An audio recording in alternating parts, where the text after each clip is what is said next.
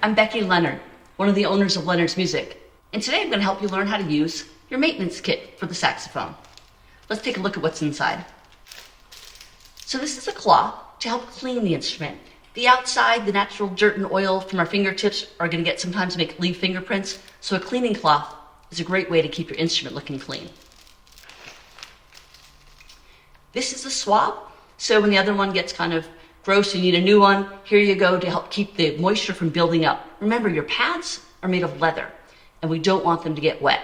And when you blow warm air into that saxophone, you're going to get condensation, and moisture will build up. So you want to use a good swab every time you put that instrument away, and even sometimes throughout your practice to help keep the moisture from building up. We've got an extra tube of cork grease. We've got a nice, soft, squishy thumb rest to help make that thumb rest feel a little bit easier on your thumb. We have some woodwind drying paper. If you get moisture, especially up in your octave keys, and if spit has built up, say underneath one of my palm keys, I'm going to open the key up, put that piece of paper in, let it sit, and the paper will just absorb that moisture. Blot it a couple times, and you're good to go. We've got mouthpiece patches. And so once your teeth start to wear through or gets kind of dirty, you can peel off the old one, soak your mouthpiece in a little bit of lukewarm, not hot water. We don't want to warp the mouthpiece.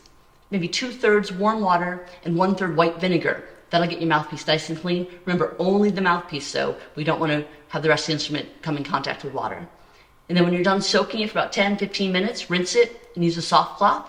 And then you can reapply a new patch, being careful not to go above the tip of the mouthpiece. And the last thing we've got in here is a reed case. And this is a great way to keep your reeds from getting warped. Unfortunately, the little cases that the reeds come in aren't perfectly flat. And over time, if you keep storing your reed in something that's not perfectly flat, the bottoms won't be flat. And then we can get kind of a chirpy sound sometimes because our reeds have warped. So when you take that reed, you just want to put it down flat and slide it in. You don't need to shove it in very hard. We don't want to hit the tip and the other end. Just about like that. And then if you live in a very dry climate, in those dry months, you can actually keep this inside a Ziploc baggie. And that'll help keep a little bit of moisture to keep our reeds from warping so much. And that's it for today.